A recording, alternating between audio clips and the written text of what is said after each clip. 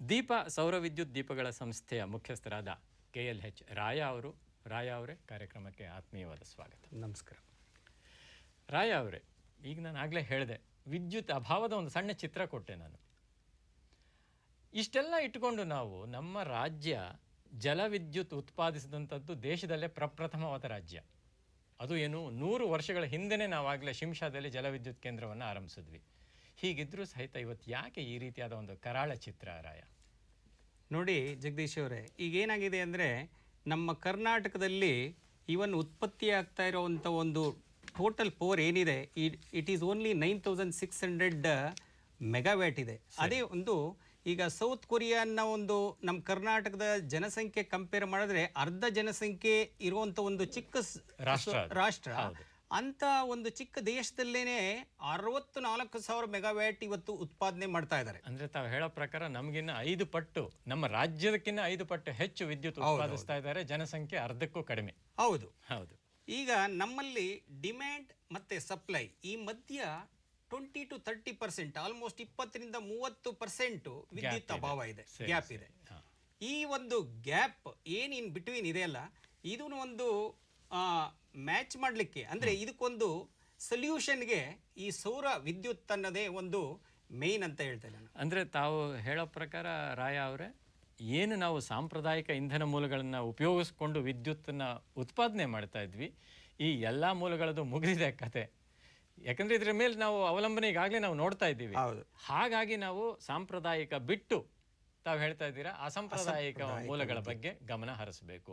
ಅಸಾಂಪ್ರದಾಯಿಕ ಮೂಲ ಅಂತಿದ್ದ ಹಾಗೇನೆ ಯಾವುದಿದು, ಯಾವ ಕಡೆ ನಾವು ತಿರುಗಿ ನೋಡಬಹುದು? ಈಗ ನೋಡಿ, ನೀವು ಸಾಧಾರಣವಾಗಿ ಈಗ ನೋಡ್ತಾ ಇದ್ದೀರಾ, ಪ್ರತಿಯೊಂದು ಮನೆಯಲ್ಲೂ ಈಗ ಸೋಲಾರ್ ವಾಟರ್ ಹೀಟರ್ ಹಾಕೊಳ್ಳಿಕ್ಕೆ ಆಲ್ಮೋಸ್ಟ್ ಎಲ್ಲರಿಗೂ ಅವೇರ್ನೆಸ್ ಬಂದಿದೆ. ಹೌದು. ಸೊ ಈಗ ಮನೆಯಲ್ಲಿ ಬಳಕೆ ಮಾಡ್ಕೊಳ್ಳೋದ್ರಿಂದ, ಈ ಸೋಲಾರ್ ವಾಟರ್ ಹೀಟರ್ನ ಬಳಕೆ ಮಾಡ್ಕೊಳ್ಳೋದ್ರಿಂದ ಸಾಕಷ್ಟು ಜನಕ್ಕೆ ಇದ್ರದ್ದು ಯಾರಿಗೂ ಬೆಳಗ್ಗೆ ಎದ್ದು ನಾವು ಗೀಸರ್ ಆನ್ ಮಾಡಬೇಕಪ್ಪ ಅಥವಾ ಬಿಸಿನೀರು ಇದೆಯೋ ಇಲ್ವೋ ಅಂತ ಯೋಚನೆ ಮಾಡೋ ಒಂದು ಮರ್ತೇ ಹೋಗಿರುತ್ತೆ. ಯಾಕೆಂದ್ರೆ ಬೆಳಿಗ್ಗೆ ಟ್ಯಾಪ್ ಬಿಟ್ಟ ತಕ್ಷಣ ಹಾಟ್ ವಾಟರ್ ಬರುತ್ತೆ. ಸೊ ಈ ಒಂದು ನಿಟ್ಟಿನಲ್ಲಿ ಗ್ರಾಹಕರು ಡೊಮೆಸ್ಟಿಕ್ ಅಪ್ಲಿಕೇಶನ್ಗೆ ಸಾಕಷ್ಟು ಜನ ಅವೇರ್ನೆಸ್ ಆಲ್ರೆಡಿ ಕ್ರಿಯೇಟ್ ಆಗಿದೆ. ಹಾಗೆ ನಾನ್ ಡೊಮೆಸ್ಟಿಕ್ ಅಲ್ಲೂ ಸಹ ಇವತ್ತಿನ ದಿವಸ ಹೋಟೆಲ್ಸ್ ಆಗ್ಬೋದು, ಅಥವಾ ಇಂಡಸ್ಟ್ರೀಸ್ ಆಗಿರ್ಬೋದು, ಅಥವಾ ಹಾಸ್ಪಿಟಲ್ಸ್ ಆಗಿರ್ಬೋದು, ಎಲ್ಲ ಕಮ್ಯುನಿಟಿನಲ್ಲೂ ಸಹ ಇವತ್ತು ಇದ್ರ ಬಗ್ಗೆ ಚಿಂತನೆ ಮಾಡ್ತಾ ಇದ್ದಾರೆ. ಸಾಕಷ್ಟು ಜನ ಅಳವಡಿಕೆ ಮಾಡ್ಕೊಂಡಿದ್ದಾರೆ. ಇದರಿಂದ ವಿದ್ಯುತ್ ಉಳಿಸಬಹುದು ಅಂತ ನಾನು ಹೇಳ್ತೇನೆ. ಹೌದು. ಇದೇ ರೀತಿ ಈಗ ನೀವು ಸೋಲಾರ್ ವಾಟರ್ ಹೀಟರ್ ಅಂತ ಹೇಳಿದ್ರಿ, ಈಗ ಅಡಿಗೆ ಮಾಡೋದಕ್ಕೂ ಕೂಡ ಸೋಲಾರ್ ಕುಕ್ಕರ್ ಅಂತ. ಹೌದು. ನೋಡಿ, ಈಗ ಸೋಲಾರ್ ಕುಕ್ಕರ್ ಇಂದಲೂ ಸಹ ಸಾಕಷ್ಟು ಜಾಗಗಳಲ್ಲಿ ಇವತ್ತು ಸೋಲಾರ್ ಕುಕ್ಕರ್ ಇಂದ ಬಳಕೆ ಮಾಡಿಕೊಂಡು ಆಹಾರ ತಯಾರು ಮಾಡ್ತಾ ಇರೋದು ಸಾಕಷ್ಟು ಜನಗಳಲ್ಲಿ ಕೆಲವು ಏರಿಯಾದಲ್ಲಿ ಬಹಳ ಎಫಿಷಿಯೆಂಟ್ ಆಗಿ ಕೆಲಸ ಮಾಡ್ತಾ ಇದೆ. ಹೀಗಾಗಿ ತಾವು ಹೇಳ್ತಾ ಇದ್ದೀರಾ, ಅಡಿಗೆ ಪರ್ಪಸ್ಗೆ ಅಥವಾ ನಾವು ಇನ್ನು ಸ್ನಾನದ ಬಿಸಿನೀರಿಗಾಗಲಿ ವಿದ್ಯುತ್ನ ಅವಲಂಬನೆಯಿಂದ ದೂರವಾಗಿ ಈ ಸೌರ ವಿದ್ಯುತ್ನ ಬಳಸ್ಕೋಬಹುದು ಅಂತ ಹೇಳ್ತಾ ಇದ್ದೀವಿ. ಡೆಫಿನೆಟ್ ಆಗಿ. ಇದೇ ನಿಟ್ಟಿನಲ್ಲಿ ಇನ್ಯಾವ ರೀತಿ ನಾವು ಸ್ವತಂತ್ರವಾಗಿ ಸ್ವಾವಲಂಬಿಗಳಾಗಬಹುದು? ನೋಡಿ, ಈಗ ಒಂದು ಮನೆಗೆ ನೀವು ಒಂದು ವಿದ್ಯುತ್ ಈ ನನಗೆ ಗ್ರಿಡ್ ಕನೆಕ್ಷನ್ನೇ ಬೇಡ, ನಾನೇ ಜನರೇಟ್ ಮಾಡ್ಕೊಳ್ಬಹುದು ಅನ್ನೋದಕ್ಕೂ ಸಹ ನಮ್ಮಲ್ಲಿ ಹೈಬ್ರಿಡ್ ಸಿಸ್ಟಮ್ ಅಂತ ಇದೆ. ಸೋಲಾರ್ ಹೈಬ್ರಿಡ್ ಸಿಸ್ಟಮ್ ಅಂದ್ರೆ ಇವಾಗ ನಾವು ಅಲ್ಲೊಂದು ಪಿಕ್ಚರ್ ಅಲ್ಲಿ ಏನ್ ನೋಡ್ತಾ ಇದ್ದೀರಿ, ಅದು ಒಂದು ಮನೆಗೆ ಅಥವಾ ಒಂದು ಹೊರಾಂಗಣ ದೀಪ ಅಂದ್ರೆ ಸೌರ ಬೀದಿ ದೀಪ ಮತ್ತೆ ಇನ್ನೊಂದು ಒಳಂಗಣ ದೀಪನ ನೀವು ನೋಡ್ತಾ ಇದ್ದೀರಾ. ಅದಾಗೆ ನೆಕ್ಸ್ಟ್ ನಮ್ಮಲ್ಲಿ ಹೈಬ್ರಿಡ್ ಸಿಸ್ಟಮ್ ಅಂತ ಇದೆ, ಅಂದ್ರೆ ವಿಂಡ್ ಅಂಡ್ ಸೋಲಾರ್, ಅಂದ್ರೆ ಪವನ ಶಕ್ತಿನೂ ಉಪಯೋಗಿಸ್ಕೊಳ್ಳೋಣ. ಹೌದೌದು. ಈಗ ಸಾಕಷ್ಟು ಕಡೆ ಜನಗಳು ಇವತ್ತಿನ ದಿವಸ ಸೊ ವಿಂಡ್ ಅಂಡ್ ಸೋಲಾರ್ ಇಂದ ಅಂದ್ರೆ ಗಾಳಿ ಶಕ್ತಿ ಮತ್ತೆ ಸೌರಶಕ್ತಿನ ಬಳಕೆ ಮಾಡ್ಕೊಳ್ಳೋದ್ರಿಂದ it can become self sufficient ಅಂತ ಹೇಳ್ತಾನೆ. ಸ್ವಾವಲಂಬಿ. ನೋಡಿ, ಇಲ್ಲಿ ಒಂದು ಚಿತ್ರಣದಲ್ಲಿ ತಾವೇನ್ ನೋಡ್ತಾ ಇದ್ದೀರಾ, ಇದು ಒಂದು ಚಂದ್ರ ಲೇಔಟ್ ಬೆಂಗಳೂರಿನಲ್ಲಿ ಪ್ರಪ್ರಥಮ ಬಾರಿಗೆ so entire house today it runs on wind ಮತ್ತೆ ಸೋಲಾರ್ ಇಂದಲೇ ಬಳಕೆ ಮಾಡ್ಕೊಳ್ಳೋದ್ರ ಮುಖಾಂತರ ಇವತ್ತು so it becomes independent from the grid. ಹಾಗಾಗಿ ಸೊ ಈಗ ಕತ್ತಲಿದ್ರು ಕೂಡ ಇವರು ಸ್ವಾವಲಂಬಿಗಳಾಗಿ ಮನೆಯಲ್ಲಿ ಅಚ್ಚುಕಟ್ಟ ದೀಪ ಉಳಿಸ್ಕೊಳ್ಳುವಂತ. ಇದು ನೋಡಿ, ಆಲ್ಮೋಸ್ಟ್ ಇದು 36 ಸ್ಕ್ವೇರ್ ಬಿಲ್ಡಿಂಗು, 3 ಫ್ಲೋರ್ ಇದೆ, 3 ಅಂತಸ್ತಿಂದು. ಇಂತ ಒಂದು ಮನೆಗೆ ಸೊ ಅದಕ್ಕೆ ಇವನ್ ಆ ಮನೆಗೆ ಒಂದು ಹೆಸರು ಕೊಟ್ಟಿರೋದು ಬೆಳಕು ಅಂತಲೇ ಒಂದು ಹೆಸರು ಕೊಟ್ಟಿದ್ದಾರೆ. ಸೊ ಈ 3 ಅಂತಸ್ತಿನ ಮನೆಗೆ ವಿಂಡ್ ಅಂಡ್ ಸೋಲಾರ್ ಇಂದಲೇ ಇಟ್ ಈಸ್ ಸಫಿಷಿಯಂಟ್ಲಿ ಹೌದು, ಈಗ ಫುಲ್ಫಿಲ್ಸ್. ಚಿತ್ರದಲ್ಲೂ ನಾವು ಸೋಲಾರ್ ವಾಟರ್ ಹೀಟರ್ ನೋಡ್ತಾ ಇದ್ದೀವಿ, ಒಂದು ವಿಂಡ್ ಇದು ಏನ್ ತಾವು ಹೇಳ್ತಾ Windmill ಇದ್ದೀರಾ ನೋಡ್ತಾ ಅದನ್ನು ನೋಡ್ತಾ ಇದ್ದೀವಿ. ಹಿಂದಿನ ಚಿತ್ರದಲ್ಲಿ ತಾವು ಸೋಲಾರ್ ಪ್ಯಾನೆಲ್ಗಳನ್ನ ತೋರಿಸಿ ಹೌದು ಅದರ ಮುಖಾಂತರ ಒಂದು ವಿದ್ಯುತ್ ಶಕ್ತಿಯನ್ನ ಮನೆಯವರು ಸ್ವಾವಲಂಬಿಗಳಾಗಿ ಹೌದು ಹೊರಗಡೆ ಗ್ರಿಡ್ ಮೇಲೆ ಒಂದು ಅವಲಂಬನೆಯ ಇಲ್ಲದ ಹಾಗೆ ನಾವು ಮಾಡ್ಕೊಳ್ಳುವಂತಹ ಒಂದು ಹೆಜ್ಜೆ ಇಡಬಹುದು ಅನ್ನೋದನ್ನ ಇಲ್ಲಿ ತಾವು ತೋರಿಸ್ತೀರಾ ಅಂತ ಹೇಳ್ತಾ ಇದ್ದೀರಾ. ಇದ್ರ ಮುಖೇನ ಸಾಕಷ್ಟು ಕಡೆ ಇವನ್ ಬೇರೆ ಕಡೆನೂ ಸಹ ಇದೇ ತರ ಒಂದು ವಿಂಡ್ ಅಂಡ್ ಸೋಲಾರ್ ಬಳಕೆ ಮಾಡ್ಕೊಳ್ಳೋದ್ರಿಂದ ಇವತ್ತು ಮಡಿಕೇರಿ CMC ನಲ್ಲಿ ಸಹ ಒಂದು ಟ್ರಯಲ್ ಯೂನಿಟ್ ಹಾಕಿ ನಾವು ಅದನ್ನ ಸಕ್ಸಸ್ಫುಲಿ ವಿ ಹ್ಯಾವ್ ಲಾಂಚ್ಡ್. ಇಲ್ಲಿ ತಾವು ಚಿತ್ರದಲ್ಲಿ ತೋರಿಸ್ತಾ ಇದ್ದೀರಾ 2.1 ಕಿಲೋವ್ಯಾಟ್ ಅಷ್ಟು ವಿದ್ಯುತ್ತನ್ನ ಇವತ್ತು ತಾವು ಮಡಿಕೇರಿಯಲ್ಲಿ ಈ ರೀತಿ ಹೈಬ್ರಿಡ್ ಸಿಸ್ಟಮ್ ಮುಖಾಂತರ ಉತ್ಪಾದನೆ ಮಾಡ್ಕೊಳ್ತಾ ಇದ್ದೀರಾ. ಅಂದ್ರೆ ಅವರವರ ಮಟ್ಟಿಗೆ ಅವರವರು ತಮ್ಮ ಕೈಲಾದಷ್ಟು ಶಕ್ತಾನುಸಾರ ಅಂತ ಏನು ಹೇಳ್ತಾರೆ ವಿದ್ಯುತ್ತನ್ನು ಅವರೇನೆ ಉತ್ಪಾದಿಸಬಹುದು ಅಂತ ಹೇಳ್ತಾ ಇದ್ದೀರಾ. ಹೀಗಾಗಿ ಒಂದು ತರಹ ಈ ವಿದ್ಯುತ್ ಅಭಾವಕ್ಕೆ ನಮ್ಮದೇ ಆದಂತಹ ಒಂದು ಪರಿಹಾರ ಕಂಡುಕೊಳ್ಳೋಕೆ ಸಾಧ್ಯ ಅಂತ ತಾವು ಪ್ರತಿಪಾದಿಸ್ತಾ ಇದ್ದೀರಾ. ಈಗ ತಾವು ಹೇಳಿದ್ರಿ ಸೋಲಾರ್ ಅಂತ ಬಹಳ ಮುಖ್ಯವಾಗಿ ತಗೊಂಡ್ರಿ. ಈ ಒಂದು ಸೋಲಾರ್ ಎನರ್ಜಿ ನೋಡ್ತಿದ್ದಾಗೆ ನಾನೀಗ ಬಿಸಿನೀರು ಕಾಯಿಸ್ಕೊಳ್ಳೋದು ತುಂಬ ಚೆನ್ನಾಗಿ ಹೇಳಿದ್ರೆ ಅರ್ಥವೂ ಆಗೋಯ್ತು. ಆದರೆ ಇದೇ ಒಂದು ಸೋಲಾರ್ ಎನರ್ಜಿನ ನಾವು ದೀಪಕ್ಕೆ ಹೇಗೆ ವಿದ್ಯುತ್ತಾಗಿ ಹೇಗೆ ಪರಿವರ್ತಿಸ್ಕೊಳ್ಳೋದು? ನೋಡಿ, ಇಲ್ಲಿ ನೀವೊಂದು ಸೌರ ಫಲಕ, ಇದನ್ನ ಸೋಲಾರ್ ಮಾಡ್ಯೂಲ್ ಅಂತ ಕರಿತೇವೆ.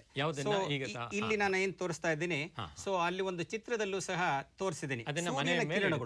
ಮನೆ ಮೇಲ್ಗಡೆ ಅಥವಾ ನಿಮಗೆ ಸಜ್ಜದಲ್ಲಿ ಎಲ್ಲಿ ಅವಶ್ಯಕತೆ, ಎಲ್ಲಿ ಕನ್ವೀನಿಯಂಟ್ ಆಗುತ್ತೋ ಅಂತ ಜಾಗದಲ್ಲಿ ಇಡೋದ್ರ ಮುಖೇನ ಈ ಒಂದು ಸೌರ ಫಲಕದಿಂದ ಸೊ ಈ ಶಾಖದಿಂದಲೇ ಸೂರ್ಯನ ಕಿರಣಗಳು ಇದ್ರ ಮೇಲೆ ಬಿದ್ದ ತಕ್ಷಣ ಸೊ ಅದರಲ್ಲಿ ಒಂದು ಒಳಗಡೆ ವಿದ್ಯುತ್ ಉತ್ಪಾದನೆ ಆಗಿ ಇದರಲ್ಲಿ ಒಂದು ಬ್ಯಾಟ್ರಿ ಒಳಗಡೆ ಅದರಲ್ಲಿ ಶೇಖರಣೆ ಆಗಿರುತ್ತೆ. ಇವಾಗ ಹೇಗ್ ನಾವು ನೋಡಿ, ಇವಾಗ ನೀವು ನೀರ್ ಬಿಟ್ರೆ BWSS ಬಿದ್ದು ಇವಾಗ ಕೆಳಗಡೆ ಸಂಪಿಗೆ ಸ್ಟೋರ್ ಮಾಡಿ ಸೊ ಮೇಲ್ಗಡೆ ನಮಗೆ ಬೇಕಾದಾಗ ಪಂಪ್ ಮಾಡ್ಕೊಡ್ತೀವೋ ಅದೇ ರೀತಿಯಾಗಿ ಇದರಲ್ಲೂ ಸಹ ನೀವು ಬೆಳಕಿದ್ದಂತ ಟೈಮಲ್ಲಿ, ಅಂದ್ರೆ ನಮ್ಮಲ್ಲಿ ಯಥೇಚ್ಛವಾಗಿ ಇವತ್ತು ಸೋಲಾರ್ ರೇಡಿಯೇಷನ್ ಇದೆ ನಮ್ಮ ಒಂದು ಭಾರತ ದೇಶದಲ್ಲಿ ಸ್ಪೆಷಲಿ.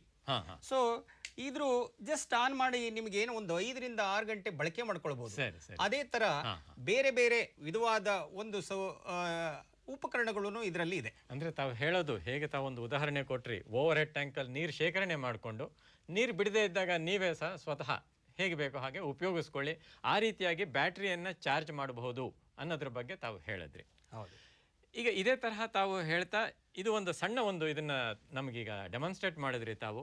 ಹೀಗೆ ಒಂದು ದೊಡ್ಡ ಪ್ರಮಾಣದಲ್ಲಿ ರಾಯ ಅವರೇ ಯಾವ ರೀತಿ ಇದನ್ನ ಮಾಡ್ತಾರೆ ನೋಡಿ. ಈಗ ಉದಾಹರಣೆಗೆ ಆ ಚಿತ್ರದಲ್ಲಿ ನೀವು ನೋಡ್ತಾ ಇದ್ದೀರಾ, ಇದು ಸೆಂಟ್ರಲೈಸ್ಡ್ ಪವರ್, ಅಂದ್ರೆ ಸೋಲಾರ್ನ ಈ ಸೌರಶಕ್ತಿ ಬಳಕೆ ಮಾಡ್ಕೊಳ್ಳೋದು ಒಂದು ಸೆಂಟ್ರಲೈಸ್ಡ್ ಪವರ್ ಅನ್ನೋ ಒಂದು ಚಿಕ್ಕ ಒಂದು ಪವರ್ ಪ್ಲಾಂಟ್ ಅನ್ನ ಹಾಕಿ ಸೊ ಒಂದು ಹಳ್ಳಿಗೆನೆ ಒಂದು ವಿದ್ಯುತ್ನ ಸೊ ಸರಬರಾಜು ಮಾಡಬಹುದು ಅಂತ ಹೇಳ್ತಾರೆ. ಇದನ್ನ ಕೂಡ ತಾವು ಇಲ್ಲಿ ಚಿತ್ರದಲ್ಲಿ ಸಾಕಷ್ಟು ಹಳ್ಳಿಗಳು, ಸಾಕಷ್ಟು ಈವನ್ ಇವಾಗ ನೀವು ರೀಸೆಂಟ್ ಆಗಿ ತಾವು ನೋಡಿರಬಹುದು.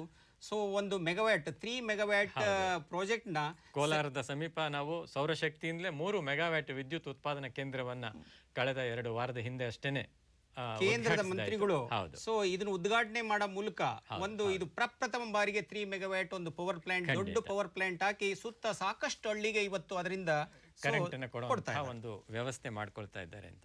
ಅಂದ್ರೆ ತಾವೀಗ ಒಂದು ಸಣ್ಣ ಒಂದು ಪವರ್ ಪ್ಲಾಂಟ್ ಬಗ್ಗೆನೇ ನಮಗೆ ತೋರಿಸ್ತಾ ಇದ್ದೀರಾ. ಬ್ಯಾಟ್ರಿ ಬ್ಯಾಂಕ್ ಅಲ್ಲಿ ಈ ಸೌರಶಕ್ತಿಯಿಂದ ಉತ್ಪಾದಂತಹ ವಿದ್ಯುತ್ತನ್ನು ಶೇಖರಣೆ ಮಾಡಿಕೊಂಡು ಒಂದು ಸಣ್ಣ ಗ್ರಾಮಕ್ಕೆ ಸ್ವತಃ ತಾವೇ ಹಂಚ್ಕೋಬಹುದು ಅನ್ನುವಂತಹ ಒಂದು ಇದನ್ನ ಹೇಳಿದ್ರಿ. ನನಗೆ ಇದೆಲ್ಲ ಅರ್ಥ ಆಯ್ತು ರಾಯ ಅವರೇ. ತಾವು ಸೌರಶಕ್ತಿಯಿಂದ ವಿದ್ಯುತ್ ಉತ್ಪಾದನೆ ಅದನ್ನ ಬ್ಯಾಟ್ರಿಲಿ ಸ್ಟೋರ್ ಮಾಡ್ಕೊಳ್ಳೋದ್ರ ಬಗ್ಗೆ ಹೇಳಿದ್ರಿ. ಈ ಕಡೆಗೆ ಒಟ್ಟಿನಲ್ಲಿ ನನಗೆ ರಾತ್ರಿ ಆದ್ಮೇಲೆ ಏನ್ ಮಾಡ್ಬೇಕು, ನಾನು ದೀಪ ಹಚ್ಕೋಬೇಕು, ಅದು ನನ್ನ ಮುಖ್ಯವಾದ ಉದ್ದೇಶ. ಇಲ್ಲಿಗ ಯಾವ ಬಲ್ಬ್ ಬೇಕಾದರೂ ಉಪಯೋಗಿಸ್ಕೋಬಹುದಾ ಅನ್ನೋ ಒಂದು ಪ್ರಶ್ನೆ ಕಾಡ್ತಾ ಇದೆ ನನಗೆ. ಹೌದು ನೋಡಿ, ಈಗ ನಾವು ನಾರ್ಮಲ್ ಆಗಿ ನಾವು ಒಂಥರ ಟ್ರೆಡಿಷನಲ್ ಆಗೋಗ್ಬಿಟ್ಟಿದೆ. ಹಳೆ ಕಾಲದಲ್ಲಿ ನಾವು ಇವನ್ ಒಂದು ಈಗಲೂ ಸಹ ಸಾಕಷ್ಟು ಜನ ಇವತ್ತಿನ ದಿವಸ ಸೊ ಇನ್ನು ಬಲ್ಬ್ಗಳನ್ನೇ ಬಳಕೆ ಮಾಡ್ತಾ ಇದ್ದಾರೆ. ನಮ್ಮ ತಾತಂದ್ರ ಕಾಲದಿಂದಲೂ ಕೂಡ ಇದನ್ನ ಬಲ್ಬ್ನ ನಾವು ಉಪಯೋಗಿಸ್ಕೊಳ್ತೇವೆ. ಒಂದ್ಸತಿ ಅದನ್ನ ಆಫ್ ಮಾಡಿ ಆನ್ ಮಾಡಿದ್ರೆ ನಮಗೆ ಚೆನ್ನಾಗಿ ಕಾಣಿಸುತ್ತೆ ನೋಡಿ. ಈ ಬಲ್ಬ್ ನಾವು ಮೊದಲು ಫಿಲಮೆಂಟ್ ಬಲ್ಬ್ ಅಂತ ತಾವೇನ್ ತೋರಿಸ್ತಾ ಇದ್ದೀರಾ? ಹೌದು, ಇದು ಮೊದಲು ನಾವು ಈ ಬಳಕೆ ಮಾಡಿಕೊಳ್ತಾ ಇದ್ದಂತ ಒಂದು ಬಲ್ಬ್. ಇದು ನೋಡಿ, ಇದು 60 ವ್ಯಾಟ್ ಬಲ್ಬ್ ಆಗಿದೆ. ಸೊ ಅದ್ರ ಪಕ್ಕ ಇಲ್ಲಿ ಇನ್ನೊಂದು CFL ಅಂತ, ಅಂದ್ರೆ ಎಷ್ಟೋ ಜನಗಳು ಈಗ ಆಲ್ರೆಡಿ ಚೇಂಜ್ ಆಗಿ CFL ಬಂದಿದ್ದಾರೆ. ಹಾಗೆ ಇಲ್ಲಿ ಇನ್ನೊಂದು ಹೊಸದಾಗಿ ಆವಿಷ್ಕಾರ ಇವಾಗ ಏನ್ ನಡೀತಾ ಇದೆ ಅಂದ್ರೆ ಇಡೀ ಪ್ರಪಂಚಾದ್ಯಂತ LED ಜನಗಳು ಹೋಗ್ತಾ ಇದ್ದಾರೆ. ಅಂದ್ರೆ ಪವರ್ ಸೇವಿಂಗ್ ಮಾಡ್ಲಿಕ್ಕೋಸ್ಕರ. ಅಲ್ಲ, ಈಗ ತಾವು ಪವರ್ ಸೇವಿಂಗ್ ಅಂದ್ರೆ ನನಗೆ ಖಂಡಿತ ಅದು ಅರ್ಥವಾಗ್ಲಿಲ್ಲ ರಾಯ ಅವರೇ. ಈಗ ನಮ್ದು ಹಳೆ ದೀಪದ ಏನು ಪ್ರಾಬ್ಲಮ್ ಏನು ಅಂತ ತಾವು ಹೇಳೋದು ನೋಡಿ. ಈಗ ಹಚ್ಚಬೇಕಾಗಿಲ್ಲ. ಈಗ ನೋಡಿ, ಈ ಒಂದು ಹಳೆ ದೀಪ ಇವಾಗ ನಾವ್ ಏನು ಇದೆ ಇದರಲ್ಲಿ ಬೆಳಕಿಗಿಂತ ನಮ್ಮಲ್ಲಿ ಶಾಖ ಜಾಸ್ತಿ ಉತ್ಪಾದನೆ ಆಗ್ತಾ ಇದೆ. ನೋಡಿ 80% ಶಾಖ ರೂಪವಾಗಿ ಹೊರಗಡೆ ಹೋಗ್ತಾ ಇದೆ. ಹಾಗೆ ಈಗ ತಾವು ಹೇಳ್ದಾಗೆ ಅದನ್ನ ಹಾಕಿ ಮುಟ್ಟೋದಕ್ಕೂ ಆಗೋದಿಲ್ಲ, ಮುಟ್ಟಿದ್ರೆ ಕೈ ಸುಡುತ್ತೆ. ಕೈ ಸುಡುತ್ತೆ. ಸೊ ಹಾಗೆ ಜಸ್ಟ್ ಈ ಒಂದು ಇದು ಬಳಕೆ ಮಾಡೋದ್ರಿಂದ ನಿಮಗೆ ಡಿಸ್ಅಡ್ವಾಂಟೇಜಸ್ ಜಾಸ್ತಿ ಬಿಟ್ರೆ ನಿಮ್ಗೆ ಅಡ್ವಾಂಟೇಜಸ್ ಇಲ್ಲ. ಯಾಕೆಂದ್ರೆ ನಿಮಗೆ ಪವರ್ ಕಂಪ್ಯಾರಿಸನ್ ನಾನು ಕೊಡ್ಲಿಕ್ಕೆ ಇಷ್ಟಪಡ್ತೇನೆ. ಈ ಒಂದು ಬಲ್ಬ್ ಇವತ್ತಿನ ದಿವಸ ಪವರ್ ಕನ್ಸಂಪ್ಷನ್ ಅಲ್ಲಿ ಇದು ಜಸ್ಟ್ ಉದಾಹರಣೆಗೆ ಒಂದು 60 ವ್ಯಾಟ್ ಇದು ಬಲ್ಬ್ ಏನಿದೆ ಇದ್ರದ್ದು power consumption almost 260 milli amps ಇದೆ. ಅದೇ ಇದು ಒಂದು 11 to 14 ವ್ಯಾಟ್ ಇರೋ ಒಂದು CFL it consumes 60 milli amps consume ಮಾಡುತ್ತೆ. ಅದೇ ಇದು ಬರೀ 21 ಮಿಲಿ ಆಂಪ್ಸ್ ಕನ್ಸ್ಯೂಮ್ ಮಾಡುತ್ತೆ. ಅಂದ್ರೆ LED ಆ ತರ ಕರೆಂಟ್ ಅಷ್ಟರ ಮಟ್ಟಿಗೆ ಕಡಿಮೆ ಸಾಕು ಅಂತ ತಾವು ಹೇಳ್ತಾ ಇದ್ದೀರಾ. ಹಾಗೆ ಇನ್ನೊಂದು ನಾನು ಇಂಪಾರ್ಟೆಂಟ್ ಹೇಳಲಿಕ್ಕೆ ಏನ ಬಯಸ್ತೇನೆ ಅಂದ್ರೆ ಇದರಲ್ಲಿ LED ನಲ್ಲಿ ಯಾವ ಒಂದು ಇವಾಗ ನೋಡಿ ನಿಮಗೆ ಯಾವ ಒಂದು ಶಾಖ ಇಲ್ಲ ಬರೋದೇ ಇಲ್ಲ. ಹಾಗೆ ಅದರಲ್ಲಿ ಸೇವಿಂಗ್ಸ್ ಇದೆ. ಅದ್ರ ಲೈಫ್ ಕಂಪ್ಯಾರಿಸನ್ ಮಾಡಿದ್ರೆ ಇದು ನೋಡಿ, ಇದು ಆಲ್ಮೋಸ್ಟ್ ನಿಮಗೆ ಬಲ್ಪ್ ಇವಾಗ ನೀವು ಎಲ್ಲ ನೋಡಿದಿರಿ, ಒಂದು ಮ್ಯಾಕ್ಸಿಮಮ್ ಅಂದ್ರೆ 1 ವರ್ಷ, 6 ತಿಂಗಳಿಂದ 1 ವರ್ಷ ಮ್ಯಾಕ್ಸಿಮಮ್. ಈ CFL ಒಂದು 2.5 ವರ್ಷದಿಂದ 3 ವರ್ಷ ಬಳಕೆ ಮಾಡ್ಕೊಳ್ಬಹುದು. ಅದೇ ಈ ಒಂದು LED ದೀಪ ಮಾತ್ರ 50,000 burning hours we say in the sense almost ಒಂದು 20 ವರ್ಷ ನೀವು ಬಳಕೆ ಮಾಡ್ಕೊಳ್ಬಹುದು. 10 ವರ್ಷದಿಂದ 20 ವರ್ಷ ಗ್ಯಾರಂಟಿಯಾಗಿ ಬಳಕೆ ಮಾಡ್ಕೊಳ್ಬಹುದು. ಅದರಿಂದ ಪವರ್ ಸೇವಿಂಗ್ಸ್ ನಿಮಗೆ ಸಾಕಷ್ಟು ಆಗುತ್ತೆ. ಖಂಡಿತ. ಅಂದ್ರೆ ಈಗ ನನಗೆ ನೀವೇನು LED ದೀಪ ಹೊಸ ಆವಿಷ್ಕಾರ ಪ್ರಪಂಚಾದ್ಯಂತ ಅಂತ ಹೇಳ್ತಾ ಇದ್ದೀರಾ, ಅದರಲ್ಲಿ ಏನು LED ಇದೆ ಅದನ್ನೊಂಚೂರು ನಮಗೆ ಒಂದು ಪ್ರತ್ಯೇಕವಾಗಿ ಒಂದು ತೋರಿಸ್ತೀರಾ? ನೋಡಿ, ಇವಾಗ ಇಲ್ಲಿ ನೀವು ಏನು ನೋಡ್ತಾ ಇದ್ದೀರಿ, ಇದು ಒಂದು ಚಿಕ್ಕ ಒಂದು ಸಿಂಗಲ್ LED ಹೇಗೆ ಆಪರೇಟ್ ಆಗುತ್ತೆ ಅನ್ನೋದಕ್ಕೆ ನಿಮಗೆ ಒಂದು ಉದಾಹರಣೆ. ಇವಾಗ ನೋಡಿ, ಇದ್ರ ಮೇಲೆ ನೀವು ಜಗದೀಶ್ ಅವರೇ ನೀವು ಕೈ ಇಡಿ, ಅದ್ರ ಮೇಲೆ ಏನಾದ್ರೂ ನಿಮಗೆ ಶಾಖ ಏನಾದ್ರೂ ಬರ್ತಾ ಇದೆಯಾ? ಇಲ್ಲ, ಖಂಡಿತ ಶಾಖ ಏನಿಲ್ಲ. ಅಂದ್ರೆ ಇದರಲ್ಲಿ ಈ ಒಂದು ಚಿಕ್ಕ ಒಂದು ಸ್ಮಾಲ್ LED ನಿಮ್ಮ ಕಣ್ಣಿಗೆ ಕಾಣಗಲ್ಲ ಅಷ್ಟೊಂದು ಚಿಕ್ಕದು ಒಂದು LED ಅಷ್ಟೊಂದು ಬ್ರೈಟ್ ಬೆಳಕು ಕೊಡ್ತಾ ಇದೆ. ಅಂದ್ರೆ ಈಗ ಎಲ್ಲಾ ಕಡೆನೂ ನೋಡಿ ಪ್ರಪಂಚಾದ್ಯಂತ LEDಗೆ ಪ್ರಾಮುಖ್ಯತೆ ಬಂದಿದೆ. ಯಾಕೆಂದ್ರೆ ಪವರ್ ಕ್ರೈಸಿಸ್ ಅಷ್ಟಿದೆ. ನಮ್ಮಲ್ಲೂ ಸಾಕಷ್ಟು ಪವರ್ ಕ್ರೈಸಿಸ್ ಇರೋದಕ್ಕೋಸ್ಕರ ಇದು ಒಂದು ಮೇನ್ ಸೊಲ್ಯೂಷನ್ ಅಂತ ನಾನು ಹೇಳಲಿಕ್ಕೆ ಇಷ್ಟಪಡ್ತೇನೆ. ಸರಿ. ಅಂದ್ರೆ ತಾವು ಹೇಳೋದು ಎಲ್ಲಾ ದೀಪಗಳಲ್ಲೂ ಈಗ ಇನ್ನು ಮುಂದೆ LED ದೀಪನೇ ಬಳಸೋದು ಉತ್ತಮ ಅಂತ. ಈಗ LED ದೀಪ ಮಾಡುವಾಗ ಇದು ಒಂದು ಸಾಕಷ್ಟು ಬೆಳಕು ಕೊಡದೇ ಇದ್ದಂತ ಸಂದರ್ಭದಲ್ಲಿ ಏನ್ ಮಾಡ್ತೀರಾ ರಾಯ? ಇವಾಗ ನೋಡಿ, ಈಗ ಈ ಒಂದು LED ಎಷ್ಟಿದೆ ಈ ಬಲ್ಪ್ ನಲ್ಲಿ ಇದರಲ್ಲಿ ಒಂದು 3 LED ಇದೆ. Almost it is equivalent to 5 watt. ನಿಮಗೆ ಆ 5 watt that is equivalent to 60 watt of bulb. ಆಮೇಲೆ 14 ವ್ಯಾಟ್ ಆಫ್ CFL ಅಷ್ಟು ಬೆಳಕನ್ನೇ ಕೊಡುತ್ತೆ. ಸರಿ. ಅಂದ್ರೆ ತಾವೀಗ ನಮಗೆ ಈ ನಮ್ಮ ಏನು ಹಳೆಯ ಫಿಲಮೆಂಟ್ ದೀಪಗಳನ್ನು ಇಟ್ಕೊಂಡಿದ್ವಿ ಅದಕ್ಕೂ CFLಗೂ ಅದಕ್ಕೂ ನಂತರದ ಆವಿಷ್ಕಾರವಾದಂತಹ LEDಗೂ ಇರುವಂತಹ ವ್ಯತ್ಯಾಸದ ಬಗ್ಗೆ ಹೇಳಿದ್ರಿ. ನಾವು ವೀಕ್ಷಕರಿಗೋಸ್ಕರ ಕೆಲವು ಈ ಒಂದು ಏನು ಸ್ಲೈಡ್ ಮುಖಾಂತರ ನಾವು ವಿಷಯವನ್ನು ಹೇಗೆ ತಿಳಿಸಬಹುದು ಅನ್ನೋದಾದರೆ, ರಾಯ ಅವರೇ, ಹಾಗಾದರೆ ಈ ದೀಪ ತಾವೇನು ಹೇಳಿದ್ರಿ ಇದು ಎಲ್ಲ ಥರದ ರೂಪದಲ್ಲೂ ಸಿಗುತ್ತೆ. ಈಗ ತಾವೊಂದು ಮಾಮೂಲಿ ದೀಪದ ಥರದ LED ದೀಪ ತೋರಿಸ್ಬಿಟ್ರಿ ನನಗೆ. ಹೌದೌದು. ಈಗ ನನಗೆ ಟ್ಯೂಬ್ ಲೈಟ್ ನಾನು ನೋಡಿ ನನಗೆ ರೂಢಿ ಆ ಥರದ ಇದು ನೋಡಿ. ಇಲ್ಲಿ ಒಂದು ಚಿಕ್ಕ ಒಂದು ಉದಾಹರಣೆನೇ ಕೊಡ್ತಾನೆ. ಇಲ್ಲಿ ನೀವು ನೋಡ್ತಾ ಇದ್ದೀರಾ, ಇದು ಒಂದು LED ಚಿಕ್ಕ ಒಂದು ದೀಪ. ಹೌದು. ಹೀಗೆ ಇದರಲ್ಲಿ ಕ್ಲಸ್ಟರ್ಸ್ ನೀವು ಒಂದು 2 ಅಥವಾ 3 ದೀಪಗಳನ್ನ ಇದರಲ್ಲೇ ಬಳಕೆ ಮಾಡ್ಕೊಳ್ಬಹುದು. ಇದೊಂದು ಸೋಲಾರ್ ಕಿಟ್ ಅಂತ ಕರಿತೇವೆ ನಾವು. ಈ ಒಂದು ಮನೆಗೆ ನಿಮಗೆ ಏನು 3 ದೀಪ ಬೇಕೋ, ಸೊ 2 ರಿಂದ 3 ದೀಪ ಈ ಒಂದು ಕಿಟ್ ಇಂದ ಬಳಕೆ ಮಾಡ್ಕೊಳ್ಬಹುದು. ಈ LED since it power consumption ಬಹಳ ಕಡಿಮೆ ಇರೋದಕ್ಕೋಸ್ಕರ ನೀವು 2-3 ಬಳಕೆ ಮಾಡ್ಕೊಳ್ಳೋ ಒಂದು ಸ್ಮಾಲ್ ಕಿಟ್ ಒಂದು ಮನೆಗೆ ಇವತ್ತು ಸಫಿಶಿಯೆಂಟ್ ಆಗಿ ಆಗ್ತಾ ಇದೆ. ಸರಿ. ಅಂದ್ರೆ ಇಲ್ಲಿ ತಾವು ಹೇಳ್ತಾ ಇರೋದು ಇದಕ್ಕೆ ಯಾವುದೇ ವಿದ್ಯುತ್ತಿನ ಒಂದು ಕನೆಕ್ಷನ್ ಇಲ್ಲ, ಎಲ್ಲ ಬ್ಯಾಟ್ರಿನಲ್ಲೇ ಇದು ಸ್ಟೋರ್ ಮಾಡಿಬಿಟ್ಟಿದ್ದೀರಾ? ಹೌದು. ಅದನ್ನ ತಾವು ಇಲ್ಲಿ ನೋಡಿ, ಇವಾಗ ಇದು ಒಂದು ಜಸ್ಟ್ ಒಂದು ಕಿಟ್ ತರ ಕ್ಯಾರಿ ಮಾಡಬಹುದು. ಅರ್ಥವಾಯ್ತು. ಈಗ ನನಗೆ ಇಲ್ಲಿ ಒಂದು ಸಂದೇಹ ಏನ್ ಬರುತ್ತೆ ಅಂದ್ರೆ, ಇಲ್ಲೇನೋ ನೀವು ಇಷ್ಟು ಒಂದು ಮೊಣಕೈ ಉದ್ದದ್ದು ಒಂದು ಇದನ್ನ ತೋರಿಸ್ಬಿಟ್ರಿ. ಟ್ಯೂಬ್ ಲೈಟ್ ಅಂದ್ರೆ ನಾನು ನೋಡಿರೋದು 4 ಅಡಿ ಉದ್ದ, 3 ಅಡಿ ಉದ್ದ ಈ ತರದ್ದು, ಅದು ಕೂಡ ಬರುತ್ತೆ? ಡೆಫಿನೆಟ್ ಆಗಿ. ಇವಾಗ ನಮ್ಮಲ್ಲಿ already it is available in the market. ಈಗ ಸಿಗ್ತಾ ಇದೆ. ಸೊ ಮಾರ್ಕೆಟ್ ನಲ್ಲೂ ಸಹ ಸಿಗ್ತಾ ಇದೆ. ಸೊ ಇದು 2 ಅಡಿ. ಹೌದೌದು. ಸರಿ.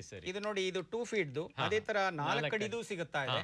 ಹಾಗೆ ತುಂಬಾ ಸ್ಟ್ರೀಟ್ ಲೈಟ್ಗಳು, ದೊಡ್ಡ ಸ್ಟ್ರೀಟ್ ಲೈಟ್ ಇದರಲ್ಲಿ ಸಿಗ್ತಾ ಇದೆ. ಸರಿ. ಅಂದ್ರೆ ಎಲ್ಲಾ ತರಹದ ಬಲ್ಬ್ಗಳು ಇದು ಕೂಡ ಇಲ್ಲಿ ಬರುತ್ತೆ ಅನ್ನೋಂಥ ಒಂದು ಅಂಶವನ್ನು ತಾವು ಹೇಳ್ತಾ ಇದ್ದೀರಾ.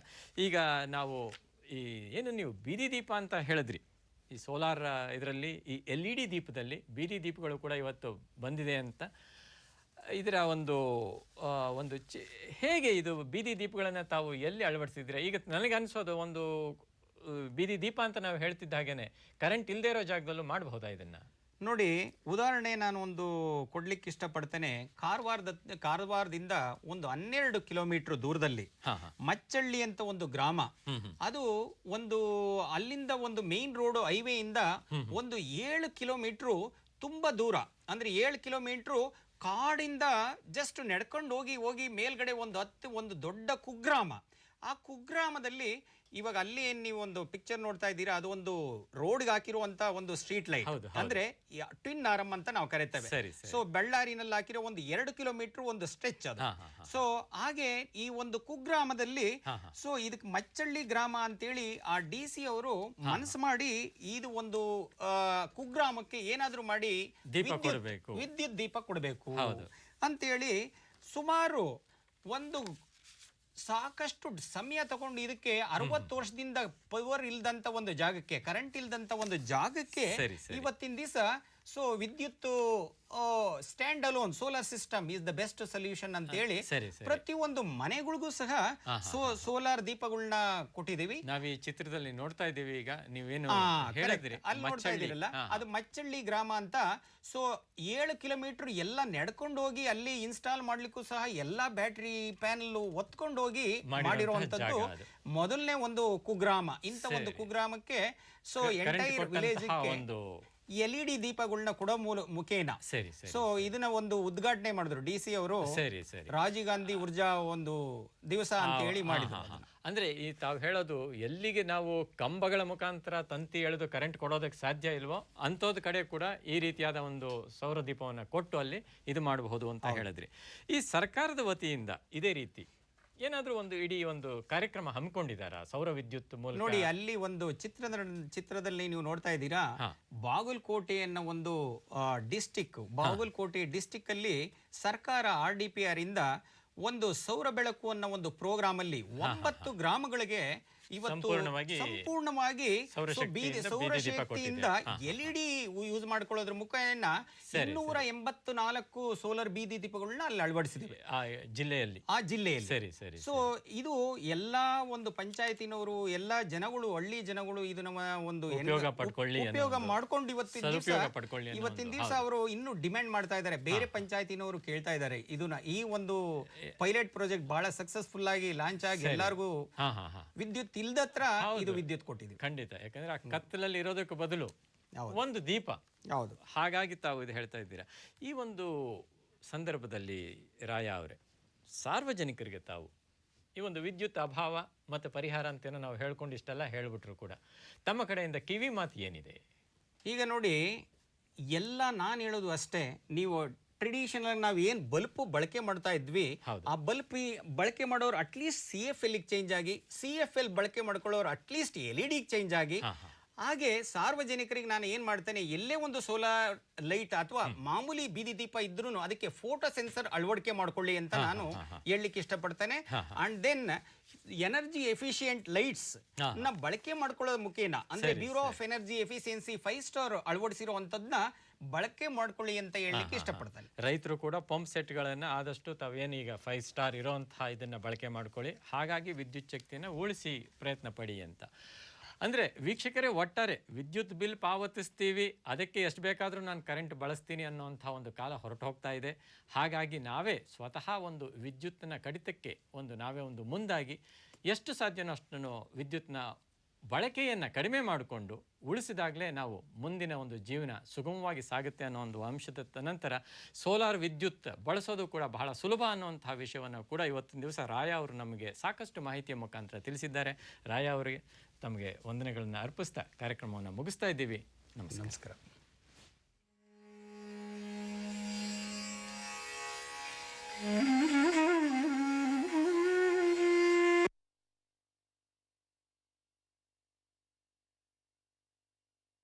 ಒಂದೇ ಕರ್ಮ ಭಾಷಾ ಎಂದೇ ಶಿಶುನಾಳ ದಿಶಾನ ಭಾಷೆ ಒಂದೇ.